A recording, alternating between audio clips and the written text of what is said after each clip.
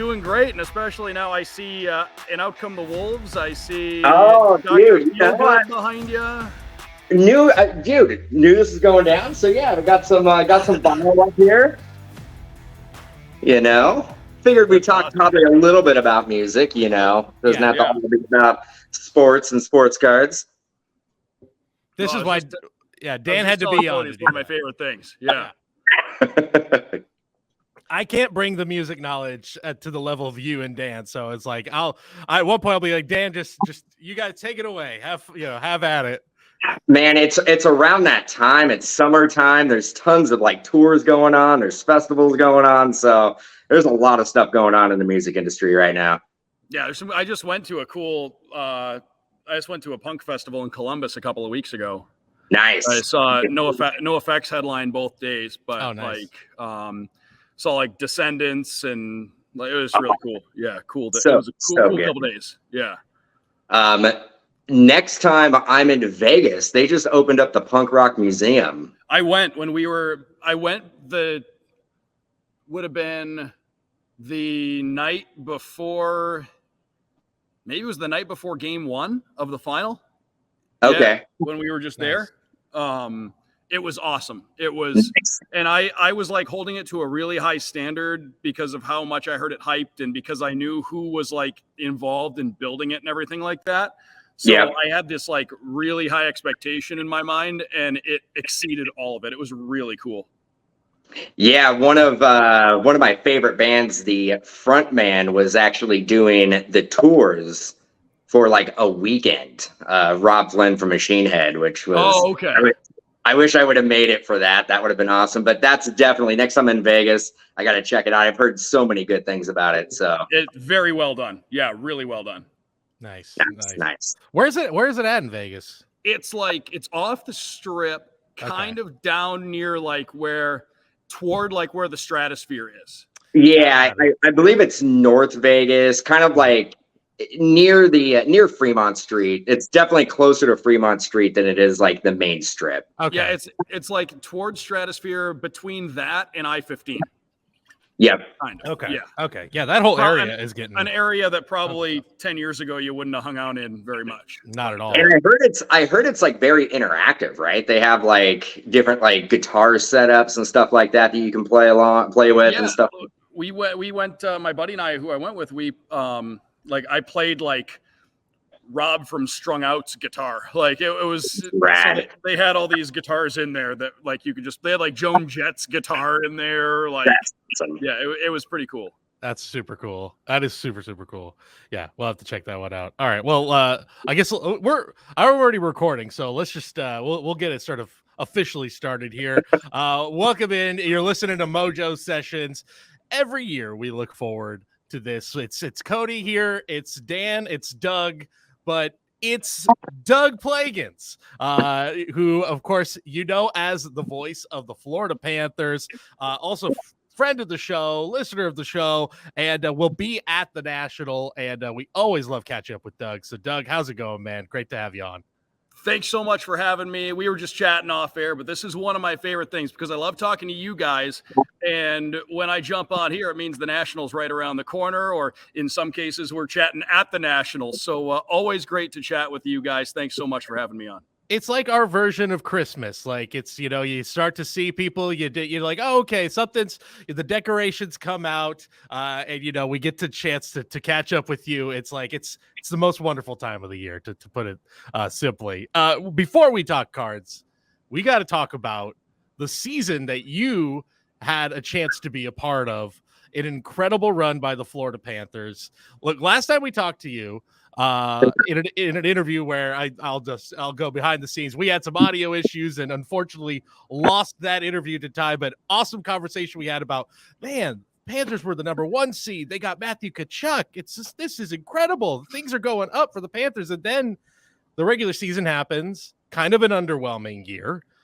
You go into the playoffs against a behemoth in the Boston Bruins.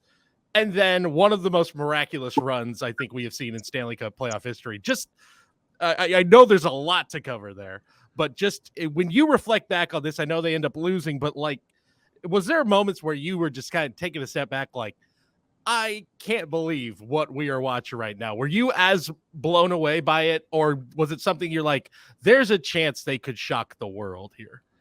It was truly special. And I'm trying to think where to even begin. I mean, it was around a year ago at this time. We were all talking about, what the acquisition of Matthew Tkachuk could mean because it was so fresh about, this time last year. And he's a truly special player and a special personality. And there was already the makings of a really good hockey team here in place. And, the long and short of it, season gets going. Paul Maurice puts his stamp on the team. Things really clicked around the turn of the new year. This team really caught its stride. And not to get too much into just the basic nuts and bolts, but, for example, going into the playoffs, the Panthers got in by 1 point. And it went right down to the wire. You had a feeling based on how things were shaken out that it could happen that way. And the Panthers got hot at the end, got in by a point, and then got in against that, went on to play that Boston team that had a historic regular season. But in the National Hockey League, it truly is the playoff format where you just need to get in, because I think we've learned it not just this year, but every single year. The gap between a top seed, for example, and a team that gets in the final days of the regular season, the gap just isn't that wide. And once everything resets come game 83, anything truly can happen. And this team showed, and Matthew Tkachuk was a huge reason for it. Alexander Barkov's been here for a long time. He was a big reason for it. Aaron Ekblad, especially when you found out down the stretch, what he was playing through during the playoffs. Yeah. Just a rock back there. Guys having great years. Sergei Bobrovsky, you can't tell the story of the playoffs without talking about what he did in net. But this team developed a real comfort with their backs against the wall. And that's something that you can't, it's hard to know how a team's going to respond when they get into that kind of situation until they're in that situation. But they were playing that kind of hockey, that must-win kind of hockey, for about the last 3 months of the regular season. They got into the playoffs, went down 3-1 against the Boston Bruins in the first round. Boston played 2 really solid games here in Florida. You wondered what direction things were going to go, but then everything turned in Game 5 in Boston. Sergei Bobrovsky made a save on Brad Marchand in the final seconds of regulation. That potentially could have been the series had Brad Marchand scored. Matthew Tkachuk scored in overtime, the first of 7 overtime wins the Panthers had in the playoffs. And when he scored that overtime winner in the locker room, moments later, there's video of it. He looked at everybody and he said, "Remember this room because we're coming back for Game 7. Sure enough, they won a wild Game 6. They forced a Game 7, forced Game 7 into overtime and won. And then the run just picked up steam from there, took down Toronto in 5 games, swept the Carolina Hurricanes in 4 really close games, but still a sweep of that series en route to the final. So it was a team that just showed a comfort level in the toughest of situations. They knocked off 3 legitimate cup contenders. And, against the Vegas Golden Knights, it was a situation especially once we found out some of the injuries that guys were playing through by that point in time, Vegas just had a really good team. If the Panthers had been able to win Game 4, tie the series, who knows what direction that could have gone. But it was a great run. And really, as far as a lot of us are concerned, the Panthers really just scratched the surface there. That was the tip of the iceberg for a team that figures to be in the contending mix for a long time to come. Yeah, you mentioned it too with the Tkachuk trade last year. That was not just a deal made for, just to obviously to supplement an already stacked roster, but that was a deal made for this year, next year, and beyond. A really, really bright future. And I think too, it's exciting watching that Cup final. 2 markets that 30 years ago are not even on 35 years ago, aren't even on the radar for the NHL. And not only do you have winning teams there, but markets that are thriving. So I thought it was just cool from a fan. Here we are in the Bay Area. Sharks have been a huge draw for most of their time as a franchise. And it's just cool to see these markets that are not quote unquote hockey markets kind of really totally rewriting the book on what that means. Really, I thought that was really cool. It's been awesome to see. And, you always hear that phrase, traditional and non-traditional hockey markets. But you look back and really ever since ever since Wayne Gretzky went to the Los Angeles Kings, it kind of changed the whole complexion. And then everything Gary Bettman's done, as far as expansion and just, broadening the reach of the league. I forgot who it was who originally made the observation. I saw it on Twitter, but the Final Four in the National Hockey League this season were Vegas and Dallas, the Panthers and Carolina. Vegas was actually the northernmost team left when you got to the Final Four in the National Hockey League, as crazy as that's concerned. So as crazy as that is. So it just shows you how much this game's grown. And of course, now with the reach, ESPN and TNT doing great jobs with the sport. And again, just to bring it back to where I am here in South Florida, a guy with the energy and charisma and emotion of Matthew Tkachuk, and being a guy from right here in the United States who had a recognizable dad who played and was outstanding for a long time, and a brother who's very visible in the game. A guy like that's going to be just so big, not only for the game here in our region, but I think across North America. He is one of those guys. I understand if you're a fan of another team, maybe you're not a Matthew Tkachuk fan, but you can't help but respect what the man does, because he is an outstanding player. And I can tell you, from the moment I first met him, I was blown away. And my goodness, are we happy to have him here in South Florida. Yeah, it's going to be a very, very exciting future with him. I want to know I want to go behind the scenes a little bit, because I remember hearing that call. I think we even commented on it. Your call, and you know what I'm even going with. The 4 overtime game. And the game that would never end. Absolutely incredible to watch. There is this, I always feel like whenever it happens in any sport, especially I feel like it happens a lot in hockey, in playoffs, it happens in baseball, where you get these games where you hit a certain point, you go, there's almost a sick fascination of like, let's just keep it going. Can we go till the sun rises here? But of course, if you're working it, I'm sure you've got a different feeling, but yet that call you made, so much, I think everyone commented it. Incredible energy, incredible that at that point where it's, I don't even know what time it must have been. I think close to 2 a.m. at that point. It was like 1:54 a.m. Eastern when that game ended. What do you do between periods? I know the players are all gassed, and you always hear they're just certain. It was great that you mentioned the TNT coverage. I loved that. At a certain point, they're like, okay, the goal is find a snack, find some nachos hanging around, find anything you can put in your stomach. As an announcer, what are you doing to maintain that energy, maintain that focus as you go into the third, into the fourth overtime? What's the secret for you?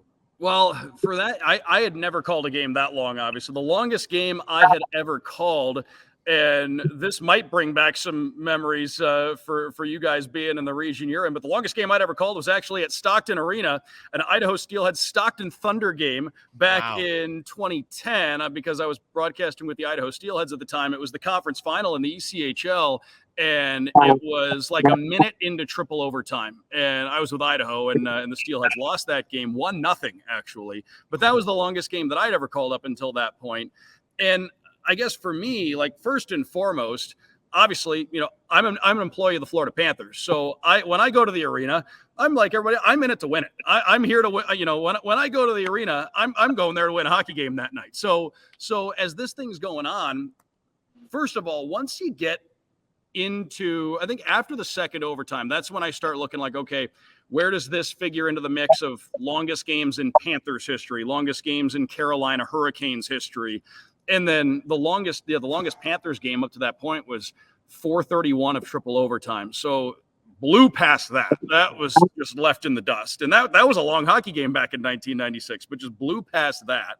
So once you get into triple overtime, you realize you're starting to get into historic territory where you could be passing certain milestones with each minute that elapses from the clock. So as the game was going on, I guess I never once had a thought about my own fatigue, because I'm thinking, I don't care if this goes to 25 overtimes. If we get a win here in game 1 on the road, that's the biggest thing. That's the main objective. So the first non-hockey thought that I had would have been after probably the second or third overtime. It dawned on me that I hadn't had a meal in like 8 hours. I was starting to get hungry.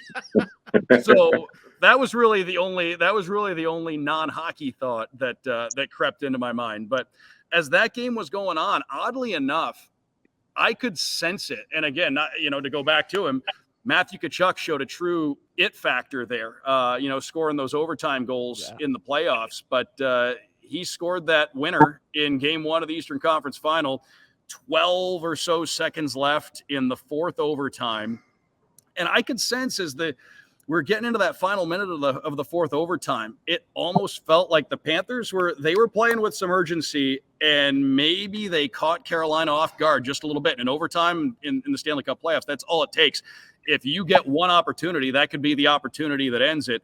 And sure enough, it was, hard work from Sam Bennett, Matthew Tkachuk, those guys in the offensive end, creating one more chance. That wound up being the one that the Panthers needed. And you never know. It was one of those things. You never know how a team's going to respond, how anybody's going to feel in that situation until the game's over with. But I know it was only one win, but you feel like a win like that, the way they got it on the road, no less, probably stood for more than just one win in that series. There's certainly a physical cost to playing a game like that. And the fact that the Panthers were able to come out of that with the win, that was special. And the other thing, we always get the group text from our team travel coordinator, right when the game ends, to let us know what time the buses are leaving. And maybe the only time in my life I ever see the buses back to the hotel are leaving at 2:35 and 2:55 a.m. So that just put into perspective how late it was that we were, or how early it was that we were there that night. Yeah. Gosh, it really was one of the most incredible things to behold, just watching that, and just kind of my mouth just wide open the whole time. Like, I can't believe they're still playing. Like, I'm on the West Coast, I'm in bed and all this watching it. Like, gosh, I can't, it was phenomenal. And man, what a thrill that's got to be for you to just always have that part, the small part of that history right there, to be part of that. It's really, really cool. I also think of, you mentioned the meals, because I was, when I was coming up trying to be like an aspiring announcer, I always took the Vince Scully, his way of dealing with eating and drinking during a game, not so he didn't have to do bathroom breaks. He said he always had a bag of Jolly Ranchers. He would pop one in his mouth, suck on it a little bit, get his mouth watered, and he spit it out. And I don't think a bag of Jolly Ranchers would have sufficed after 4 overtimes in the Stanley Cup playoffs. I think Vin might have needed something with a little more heft.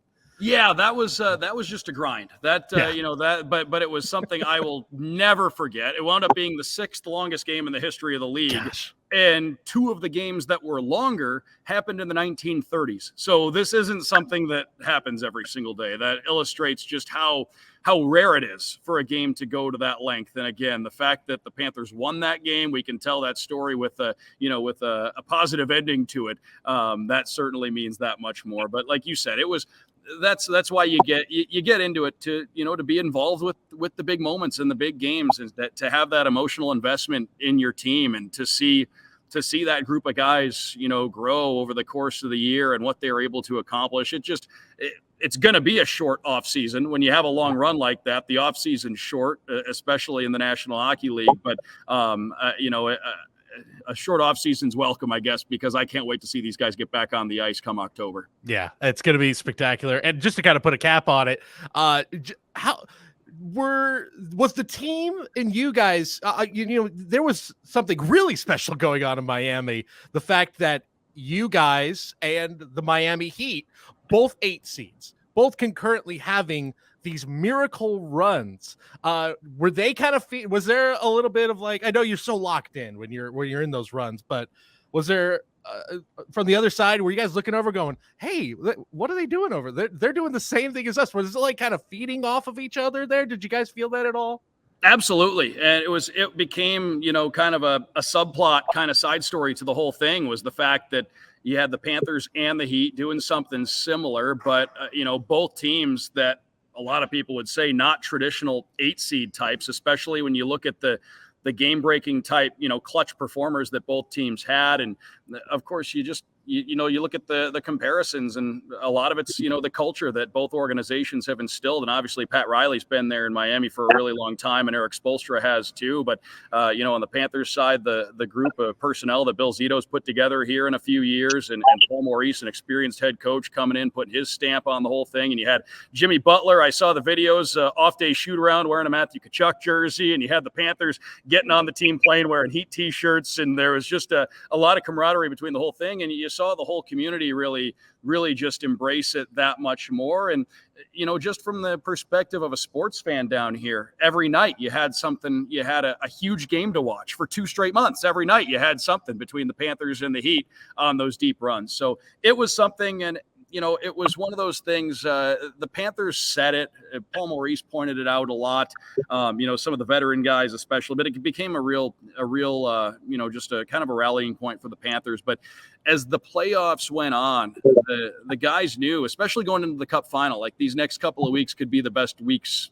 This could be the best time of our life right here. And let's, while it is important and you're going out there to try and win a game, Paul Maurice said it going into Game 7 in Boston, first round. Eric Stahl, who's achieved everything in this sport that you can, said it before Game 7 in Boston. You have to enjoy yourself. You have to take it in. Obviously, you're going out there with the goal to win the game, but if you're not enjoying yourself, you're not doing it with a smile on your face, you're not going to be able to maximize the potential of what you're able to accomplish. So again, it was a team that was really absorbing every single moment that it experienced along the way, and I think that only helped things. And like I said, for the sports fans down here, it was an unforgettable couple of months. Man, yeah, really special. And then right after that, you get a guy who's batting nearly 400 in Miami. You get Lionel Messi. So I think I speak for the rest of the sports world. No offense here, Doug. Can you guys just chill? Can you guys give something to the rest of us here? Miami's taking all the spotlight to themselves here. It's crazy. There's some good stuff going down here, and the Dolphins are going to be exciting again. And there's some good stuff going on. You had 2 teams in the Final Four from South Florida, between Florida Atlantic and the U. So there's some positive vibes going on down here. Yeah, I say that the Bay Area share the wealth a little bit. We need it. Right. I say that though as a Bay Area resident who the last decade was pretty solid. So the Warriors and Giants gave you plenty. Yeah, exactly. Yeah, we could. Yeah, go ahead and Miami having a moment is all fine. That's totally fine. All right, let's shift gears a little bit. Let's talk about what we love. This is the sports cards industry, the hobby. Last year, you were doing some great MC work there, the Fanatics booth. You'll be at the National again this year in Chicago. What can we expect for you? What are the plans for you this year? Well, going down there to do some more work for Fanatics, the great people there, kind enough to have me along once again, and we'll see what we have in store for you once the show comes around. But just a little plug: if you're at the Nationals, pop by the Fanatics booth. Always good stuff going on over there. But I'm excited we're excited to be back at it again. And I know for me personally, I think this is going to be my 10th. Going back to my first one I attended, I was 12. In 1997. So, been sporadically over the years, but I think this is going to be my 10th one. And I tell anybody, even if you're not even into cards, treat it like a museum, because you're going to see stuff. It's not just cards. You're going to see stuff that you can't see anywhere else, and maybe even a collection of memorabilia as good as you might see at a Hall of Fame, for example, because the amount of things that come into one spot geographically for a long weekend every year, it's really second to none. And I know Chicago's a great venue for it that we all can't wait to get back for. And you get to see all kinds of great people too. So lots to look forward to. It's one of my favorite times of the year, and I urge everybody at some point, if you haven't gone, you got to check it out at least once if you're a sports fan or if you're into collectibles at all. So, Doug, is there anything specific you're going to be looking for at the National? If you get some downtime, you're going to try to add some stuff to the Detroit PC? Yeah, I'm looking. I might try to look for some like Riley Green and Spencer Torkelson stuff. I'm a Tiger fan, so I wouldn't mind picking up some of that kind of stuff.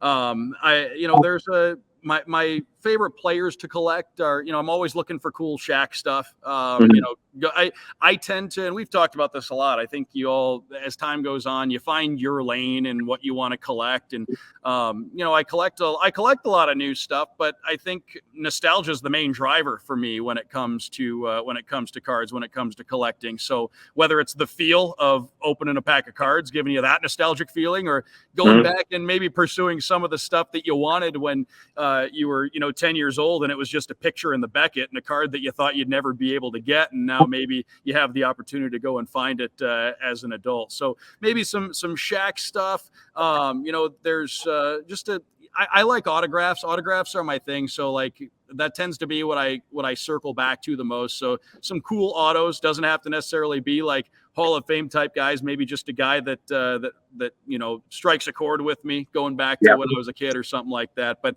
that's the other thing is I've gone to the National before with the really concrete defined shopping list, if you will. And I've gone in there kind of just with a blank slate before and just looked around. And I feel like I'm doing a little bit of a hybrid of the two this year. I have a couple of things in mind, but I don't want to stick so much to the list because you might just see something that you never see anywhere else that says, hey, I want that. I need that in my collection, whether it be big or small. So for me, that's a good point. Because if you do go in there with blinders on, looking for something really, really specific, you're going to miss things. You tend to miss all this super cool stuff that you're just glossing over because you're so zoned in on one specific or team or player or something like that. So that's definitely a good point. I love the idea of having that hybrid approach. Yeah, and I find. Some guys are willing to haggle. You might find a dealer that you can negotiate down a little bit on. So that's why I'm just going to go in there with some things in mind. And I'm always looking to pick up, I'm slowly chipping away at the 86 Fleer basketball set. So maybe one of the rookies out of that I don't have, like an Akeem or a Drexler or something, that kind of stuff. But yeah, for me, it's going to be more just to look around and see what catches my eye, what tickles my fancy, if you will. Yep. Some really cool autograph guests this year. I don't know that I'll have a lot of time to be able to get over for that, but the list is pretty good. There's some really cool guys on there. Yeah, we just mentioned it that I think the thing that took me by surprise is the amount of like active younger athletes in there, which you don't tend to see, I think, as much at a lot, not just the National, but I think in general, a lot of these types of shows. So I think that to me speaks volumes of the way things are shifting. Maybe it's a venue change, maybe it's the way that things are sort of shifting in the hobby, but I think that's nothing but great news, I think, for collectors and people attending the show. Yeah, I know you guys mentioned on one of your podcasts, I think it was the last one, you were talking about Jalen Green and Anthony Edwards being there, which is really cool. And guys that are actively playing, that's something you didn't get as much in the past. And you have a lot of your, stars of the 50s, 60s, 70s, but you're starting to see guys like from what I would call like our era, Allen Iverson, Stephon Marbury, those kind of guys that are going to be there as well. It's a really cool, just kind of a broad, diverse group of signers that are going to be there. And then some active guys, like I think Shane Bieber is signing there this year. Like, Frank Thomas, who's not that far removed from the sport, as far as his playing career goes. So a really cool group of autograph guys that are on that list, I guess, if anybody's going there and has somebody in mind. There are a lot of names. It's quantity and quality when it comes to the autograph pavilion this year. Yeah, Bieber, who I know has been involved in some trade whispers, hopefully doesn't get dealt before the National so he can be there. I'm sure there'll be refunds at the point of purchase. Yeah. Or, whoever I guess they get traded for. It's like, well, we'll have the 3 prospects that they traded Shane Bieber for here, if that's okay with you guys. Maybe not. I don't know. Man, yeah, it's going to be a lot of fun. I can't wait for it. Also, the venue itself, I actually want to know from both you, Doug, and from Dan, I've never been to this venue for the National. Just the setting, Rosemont, Chicago, things people should know.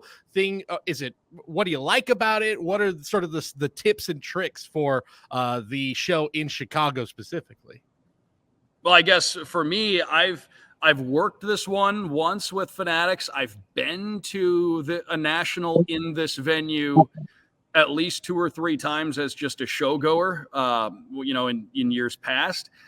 It's a great venue. It's huge. It's right by the L train station. It's right by the airport. It's right by a ton of hotels and restaurants. So there's a lot right around there in Rosemont.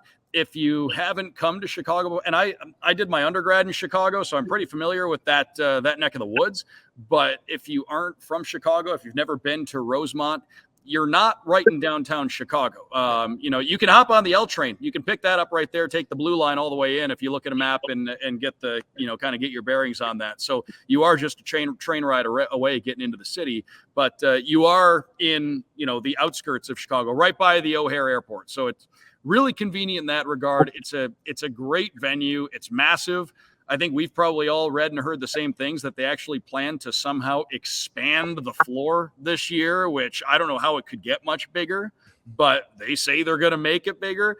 It's a great venue for it. And I've honestly never heard, and Dan, maybe I've never heard anybody say they dislike the venue in Rosemont. Yeah, just to reiterate what Doug was saying, I mean, it's everybody's favorite venue. I mean, not to knock the other venues, but again, you are close to the airport. Generally, the hotel that you'd be staying at is within walking distance. They have this cool little quad area that has like nice restaurants, has like a nice cantina. There's like a comedy venue if you want to get a comedy show. There's always like some live like cover bands playing in this little quad area, and it's all within like, you know, a 5-10 minute walk from the actual venue itself. It's got really everything you need. Cleveland is definitely on the outskirts. If you've been to the Cleveland show, I lived in Cleveland for 4 years. Yep. It's basically the convention center and then nothing around it. Like, I mean, even your lodging, your hotels, your restaurants, there's like really nothing around it. Well, I'm pretty sure that venue in Cleveland was an airplane hangar. I believe it was. Massive, and it's massive, and it's right at the airport. It's big enough to have a giant Ferris wheel in the center of the convention. But yeah, I always say Chicago, especially like if you're a foodie person as well. I don't know if there's a better venue than Chicago. I mean, pizza, Italian beef sandwiches, Chicago Italian beef in Chicago. That is the signature. I know Chicago pizza gets the headlines. The Chicago Italian beef sandwich. You can't get any better. I know every year when we go out to Chicago during the season, I always make a point of getting at least one Italian beef sandwich. That is a must. Nothing quite like looking for something to eat this year at the National. Yeah, it's a great venue. And for you guys, I'm flying in from Florida. You guys flying in from California. And Chicago, I know it could take you a few hours, but the flights are easy getting to Chicago too. There are a ton of options getting to Chicago. Yep, it's not Atlantic City. Atlantic City, the travel's a little difficult. You got to fly into Philadelphia and then essentially drive in an hour and a half. So Chicago is easy. Generally, you can get there without any layovers. So yeah, it's a great venue. The actual venue itself flows really well. You basically walk in. It's just dealers as far as you can see. There's the breaker pavilion. You have a PSA set up and the grading and all that good stuff. So it's going to be awesome. Unfortunately, I'm not going to be able to make it this year, but yeah, I'm well, I'm glad we're getting to chat now then. Yeah. Right. So just have a newborn, so gonna stay home, take care of that. Well, but congratulations. Thank you. I appreciate it. So the whole crew is still gonna be out there rocking. But I'm gonna be living vicariously through everybody's Instagram and Twitter post. Yep. All of the embarrassing videos we'll have Joe singing Little Mermaid at the karaoke. We'll send it to you. Hopefully it goes viral. Look, hey, you mentioned food, and it wouldn't be a Mojo Break podcast if we didn't eventually come back to talking about food. Yes. Okay. So what Italian beef? I've had Italian beef. There was very briefly in San Jose in Al's, but they tried to expand Al's Italian beef. And they had one in San Jose for, gosh, if you blinked, you missed it. They had it for maybe a year or two. I liked it a lot, but I'm sure that getting the authentic in Chicago would be better. So what are the best options for Italian beef? And I do have to ask, are we going, I know it's Lou Malnati's versus Giordano's is usually the pizza debate, or is there even a better option than those two? I personally, they're both good. I would prefer Lou Malnati's if I had the option to go to one. Having, again, like I said, I spent 4 years in the Chicagoland area. I visited the place a lot. Lou's is really solid, but you're not going to have a bad experience at either one. The Italian beef sandwiches, there's Portillo's is a chain that's actually expanded out to like the Phoenix area now. They're starting to grow there. I think they're in the Tampa area too, slowly expanding. But that's their Italian beef sandwiches are great. Their Chicago style hot dogs are great. Al's is awesome. Which is, it's crazy to think that there was one in California. I had no idea that they tried that, but yeah, Al's is really good. There's a place called Bona Beef that's another local chain there in Chicago that's pretty good. But I know you also have a lot of your mom and pop type places that are, if you're in Chicago and you're advertising that you have Italian beef sandwiches on your menu, I would imagine it's got to be pretty decent, because if it's not, there's just too many other options to compete with, and eventually you'll probably get squeezed out of the Italian beef space. But yeah, there are a lot of good places to go. Places right there in Rosemont. Actually, there's a Bona Beef. I think there's an Al's not too far. The Portillo's can't be too far. Chicago, you're never too far away from a Portillo's. So I would recommend any of those. I tend to get mine like just straight up, like the Italian beef provolone, maybe the sweet peppers, maybe not, but you can like dip the whole sandwich in the gravy, or just have a little bit of it. You could do it dry. Like there's options, but we're just talking. It's simple. It really is just like meat and bread, but it's just the combination of it's just unbelievable. Yeah. And also there's few places. I know we have like French dip in like LA is a big LA thing, but like just getting a big wet soggy sandwich with a bunch of meat. I don't know. There's something about it that is that just right there. That is exactly what I want. They all have good fries too. They all have good fries. I believe it. Yeah. I believe it. Well, we also couldn't have you on without talking about a little music. Absolutely. First of all, you know what? We were actually talking about, I bet you Lollapalooza is going to be there. It's always the last weekend. It's actually a week after we're in Chicago. They're separating it by a week. I think they probably realize that's too many people in Chicago all at once. But did you look maybe at the concert schedule in Chicago? Maybe try to catch a show at night? I haven't. I think the most music I'm going to experience is going to be the karaoke contest at the Mojobreak party. That is the concert, yeah. Which apparently I'm involved in. I think I'm involved in it. Am I allowed to spill the beans on that? Breaking news, yeah. Breaking news. Doug Plagens will be competing in the Mojobreak. Barring unforeseen scheduling conflicts, yes, I will. I will be appearing. I gotta see some videos of that. That's going to be a blast. Oh yeah. I don't think I haven't sang karaoke probably.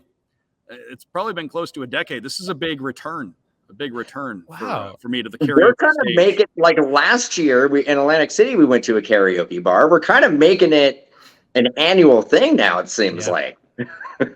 Well, it's not, I remember it sounded like it just kind of happened, like took on a life of its own. And sometimes the best traditions that's how they start. Yep. It's going to be a blast. Yeah, there's going to be a bunch of giveaways and stuff like that. Joe's performance is going to be insane. So I gotta. Wait, Dan's coming back there. All right, we got you back, Dan. Oh yeah. All right. I was just saying Joe's video is going to be ridiculous. I gotta see clips of that. I think that, and I know he's not technically competing, but I have this strange feeling that Joe's got like a costume ready or I don't know, or maybe we're hyping this all up too much. There's also, we've got duets lined up. I already know a couple songs we got lined up. So the competition is stiff. I will say that it's going to be tough. People came to play or came to sing, I guess. Yeah, I'm a little bit nervous about following Joe. I heard he's going to bat lead off in this thing, and I haven't met Joe, but I just feel like he's going to be a tough act to follow. Yeah, I think so. But you know what? He's going to leave it all out there for sure. Yeah, that's to say the least. Guaranteed. Yeah, to say the least, he's definitely going to. And again, I think there are still, by the way, if anyone's listened to this, there should still be a few tickets out there. Check it out, or just send us an email if you guys are going to be in the Chicago area and you guys want to get yourself at the party. There's going to be food, there's going to be drink. It's going to be right across at the Hilton. Just take the little Sky Bridge. You're right there. I can't wait. You can meet Doug. I'll be hosting it. That'll be fun. I'm thinking about rent. If anyone knows a good tux rental place in Rosemont, That's the look I may be going for. We'll see. I Little don't know. bow tie action. Yeah, a little boat. You know what? You know what? I should have thought about this weeks ago. I should have got like a custom Mojobreak bow tie to go with it. But maybe I'll figure something out. We'll see. I'll surprise everybody. Just go up there with the Dumb and Dumber tuxedo. Oh, good call. Yeah, you know what? I'll have to look it up. Well, hey, Doug, this has been a blast as always. We really appreciate you coming on. So happy that I can't even talk, but let us know where we can find you on the socials, online, and of course where we can find you at the National.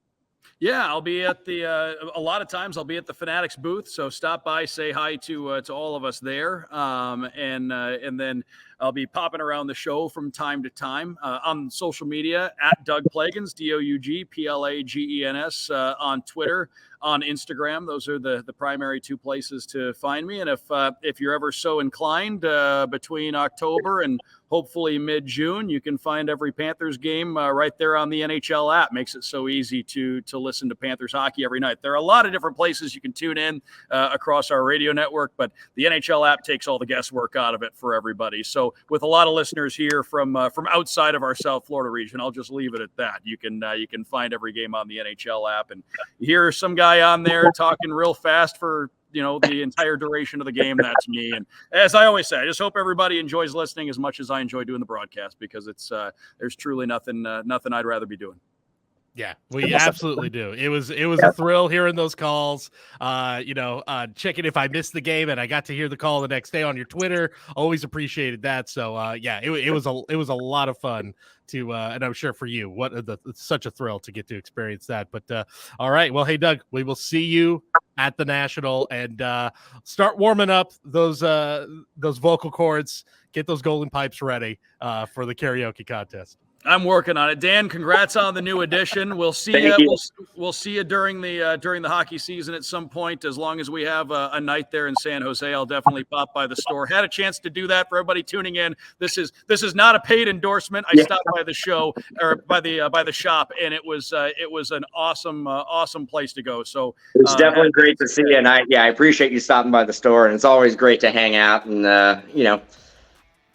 talk the hobby and talk music and all that good stuff. So yeah, it was awesome. I will definitely be stopping by again in the upcoming season. And Cody, we'll see you soon, guys. Thanks so much for having me. It's one of my favorite things because I get to see you guys, and this means the Nationals is right here upon us. We love it. Thanks, Doug. Thank you. All right, take care, guys.